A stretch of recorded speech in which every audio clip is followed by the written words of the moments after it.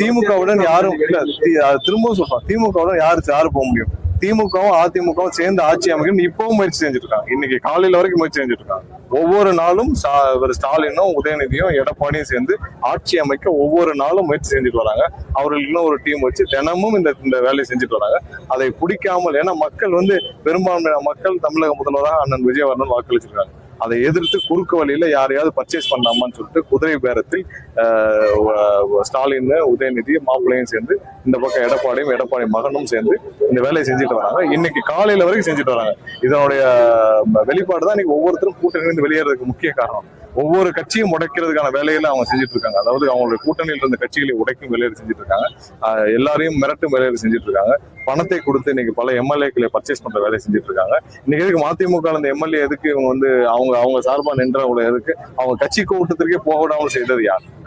மதிமுகவுடைய அவங்க எம்எல்ஏ அவங்க சிம்பிள்ல வேணா திமுக சிம்பிள் இருக்கலாம். ஆனால் அவங்களுடைய கூட்டத்திற்கு கூட செல்ல விடாத அளவிற்கு இவர்கள் மிரட்டுவது. அப்ப ஆட்சியில் இருந்தப்ப என்னென்ன செஞ்சிருப்பாங்க? இவர்கள் எல்லா கட்சியும், அதாவது கூட்டணி இருந்த கட்சிகள், விசிக உட்பட, அண்ணன் திருமாவளவர்கள் உட்பட பல பேரை இவர்கள் நிறைய நிகழ்ச்சிகள், பொதுவான நிகழ்ச்சிகள் போக கூட இவர்கள் தடை வைத்து மிரட்டினார்கள். கண்டிப்பா அது மாதிரியான வேலைகளை இப்ப செய்யறாங்க.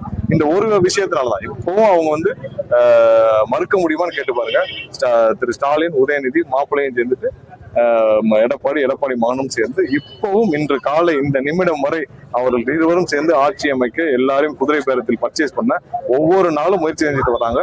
அதை மக்கள் ஏற்றுக்கொள்ள மாட்டார்கள். அதை ஏற்றுக்கொள்ள முடியாமல் தான் கூட்டணியிலிருந்து ஒவ்வொருத்தரும் வெளியேற வர்றாங்க. நிறைய பேர் திமுகல இருந்து பல எம்எல்ஏக்களும் அதற்கு உடன்படவில்லை. அவர்கள் ரிசைன் பண்ணாலும் இதே மாதிரி பலர் ராஜினாமா செய்தாலும் ஆச்சரியமா இருக்கு. திமுக இருந்த பலர் ராஜினாமா செய்தாலும் ஆச்சரியமா இருக்காது.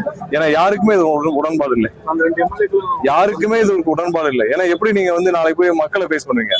நீங்க திமுக அதிமுக சேர்ந்து இன்னைக்கு ஆட்சி அமைச்சிருவீங்க, நாளைக்கு மக்கள் எப்படி பேஸ் பண்ணுவீங்க? இவருக்கு திமுகவில் இருக்க பல எம்எல்ஏக்கள் உடன்படவில்லை என்று எங்களுக்கு வந்த தகவல். அவர்கள் பலர் ரிசைன் பண்ணிட்டு வெளியே வந்தாலும் ஏன்னா நாளைக்கு போய் அவங்க மக்கள் சந்திக்க முடியாது. நாளைக்கு போய் எப்படி நீங்க மக்கள் முன்னாடி நீங்க போய் கொஞ்சம் கூட கூச்சமே இல்லாமல் நாங்க திமுகவும் அதிமுகவும் சேர்ந்து ஆட்சி அமைக்க முயற்சி செஞ்சாலும் போய் நிற்பீங்களா? அதனால பலர் வெளியேறும் வேலைகள், பலர் ராஜினாமா செய்யும் வேலைகள் இவ்வளவு மோசமாக போனதற்கு காரணம் இந்த ரெண்டு குடும்பத்தினுடைய சொத்தை பாதுகாத்துக் கொள்ள அவங்களுடைய ஊழலை மறைக்க இவங்க ரெண்டு பேரும் சேர்ந்த சுயநல முடிவுகள் தான் இந்த எல்லாத்துக்கும் காரணம். இன்னும் பல ஜனநாயகத்தின் படுகொலைகள் இவர்கள் செய்ய தயாரா இருக்கிறார்கள். இந்த நிமிடம் திரும்ப சொல்றோம், இந்த நிமிடம் வரை அந்த முயற்சியை தொடர்ந்து